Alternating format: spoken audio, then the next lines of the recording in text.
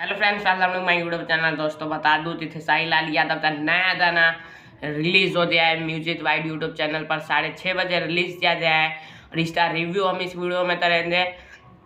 और 6:30 बजे रिलीज हुआ है म्यूजिक वाइड यूट्यूब चैनल पर। एल्बम सॉन्ग का नाम है और डायरेक्ट वीडियो सॉन्ग रिलीज हुआ है। जी हाँ दोस्तों, और एल्बम का नाम है भत्तार टेम्पू के ड्राइवर। जी हाँ दोस्तों, भत्तार टेम्पू के ड्राइवर। और शानदार बात ये है कि इसमें विकास वीरप्पन जी ने काम किया है। जी हाँ दोस्तों, आप लोगों ने खेसारी लाल यादव का लाइव वीडियो या उनके साथ देखा होगा। विकास वीरप्पन जो हमेशा नज़र आते हैं, वो इस वीडियो में काम किए हैं और काफ़ी शानदार रोमांटिक और बिहार में जो आदमी सुनते हैं उस टाइप का वीडियो देखने को मिला है।